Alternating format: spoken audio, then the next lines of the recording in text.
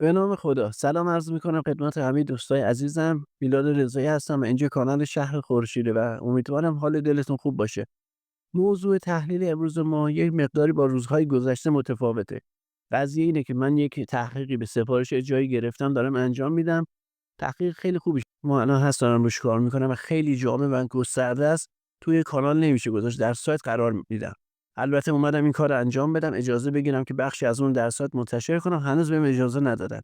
اما از اونجایی که واقعا چیزی داره جالبی در میاد گفتم اون مغز این تحلیل رو بردارم به صورت پادکست خدمتتون تقدیم کنم. پیش از اینم یک بار این پادکست رو درست کرده بودیم.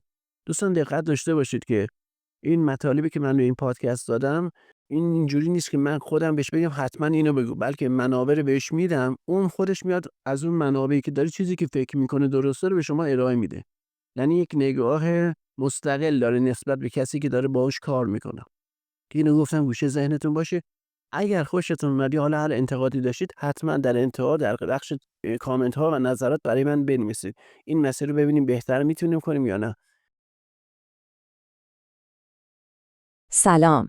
امروز میخوایم با هم یک تحلیل عمیق و آینده نگرانه رو بررسی کنیم.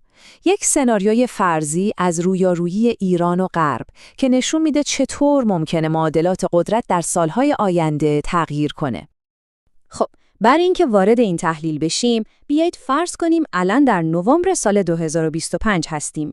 این خط زمانی که می‌بینید مسیری رو ترسیم می‌کنه که از خروج آمریکا از برجام شروع شده و پله پله به یک درگیری مستقیم نظامی در ژوئن 2025 رسیده. هدف اینه که بفهمیم چطور اون استراتژی معروف به فشار حداکثری میتونست کار رو به اینجا بکشونه. این تحلیل میگه که اون استراتژی اولیه برای به زانو درآوردن ایران، یعنی همون تحریم‌های سنگین، در نهایت به اهدافش نرسید. همین موضوع باعث شد غرب مجبور بشه رویکردش رو عوض کنه و یک بازی خیلی پیچیده‌تر رو شروع کنه. این اسلاید تفاوت دوتا استراتژی رو خیلی خوب نشون میده. ببینید، استراتژی قدیمی تقریباً تک‌بعدی بود، یعنی همه چیز روی تحریم‌های اقتصادی و انزوای سیاسی متمرکز بود. اما استراتژی جدید یک فشار همه‌جانبه و چند وجهیه، یعنی هم از ابزارهای حقوقی و بین‌المللی استفاده میکنه، هم ائتلاف منطقه‌ای میسازه و هم تهدید نظامی مستقیم رو روی میز میذاره. خب، این استراتژی جدید چند تا مؤلفه اصلی داره. اول از همه، استفاده از مکانیزم اسنپ بک برای برگردوندن تحریم‌های سازمان ملل.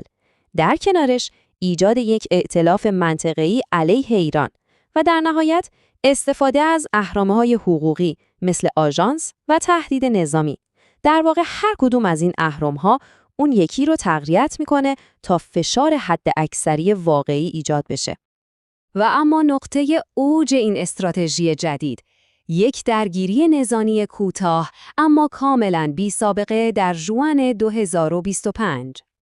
ببینید تنش‌ها با چه سرعت عجیبی بالا رفت. همه چیز با یک قطعنامه حقوقی توی آژانس شروع میشه. فقط یک روز بعد اسرائیل حملاتش رو شروع میکنه. چند روز بعد آمریکا هم وارد درگیری میشه و ایران هم متقابلاً با حملات موشکی جواب میده. کل این ماجرا از شروع تا آتش‌بس فقط 12 روز طول کشید. خب، بلافاصله بعد از این حملات مقامات غربی و اسرائیلی اعلام پیروزی کردند. این نقل قول از نخست وزیر اسرائیل خیلی گویاست. اونها ادعا کردند که با این حملات خطر هسته‌ای ایران رو موقتاً از بین بردن و برنامه هسته‌ای ایران رو سالها به عقب انداختن. اما 5 ماه بعد، یعنی در نوامبر 2025، روایت ایران کاملاً متفاوت بود. همونطور که اینجا می‌بینیم، معاون وزیر خارجه ایران گفته که برنامه صلح‌آمیز هسته‌ای ایران کاملاً دست نخورده باقی مانده است. یعنی هسته اصلی برنامه آسیبی ندیده. اینجاست که سوال اصلی پیش میاد. واقعاً کدوم روایت درسته؟ آیا این استراتژی پیچیده و این جنگ 12 روزه واقعاً تونست به اهدافش برسه و توانمندی‌های ایران رو از بین ببره؟ برای جواب دادن به این سوال، تحلیل به چند تا ستون اصلی قدرت ایران اشاره میکنه. ستون‌هایی که باعث شدن ایران در برابر این فشار همه‌جانبه تاب‌آوری استراتژیک از خودش نشون بده. نکته کلیدی اینجاست. تحلیل میگه که درسته ممکنه زیرساختای فیزیکی آسیب دیده باشن، اما 2 عنصر حیاتی برنامه هسته‌ای ایران کاملاً سالم موندن.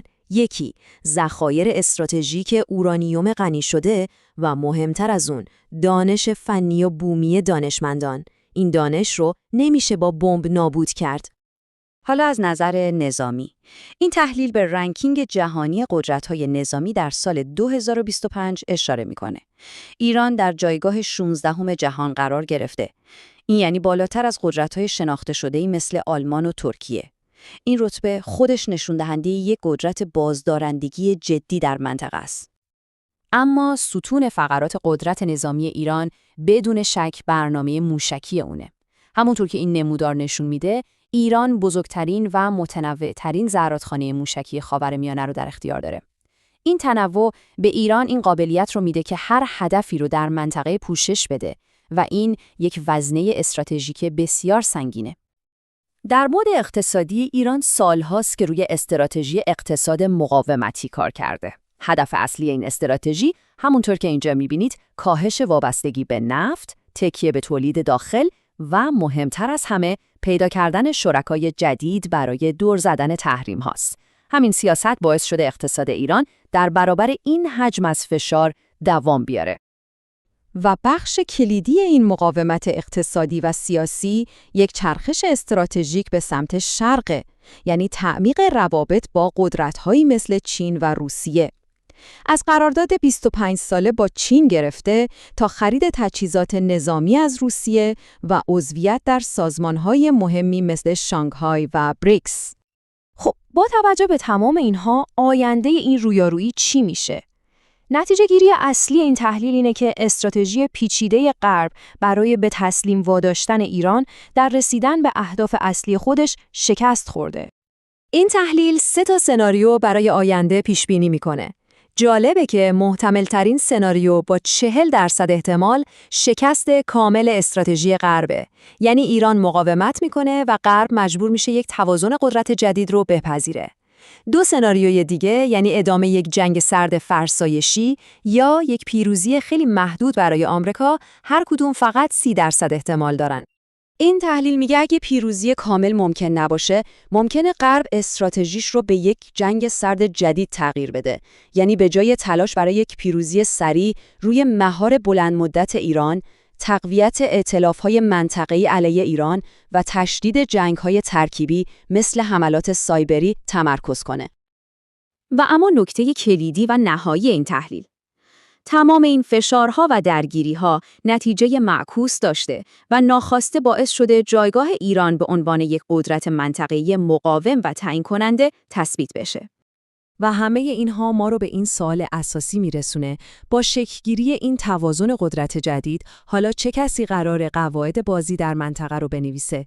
این تحلیل نشون میده که دوران یکتازی غرب به سر اومده و این سوالیه که پاسخ به اون آینده خاورمیانه رو مشخص خواهد کرد.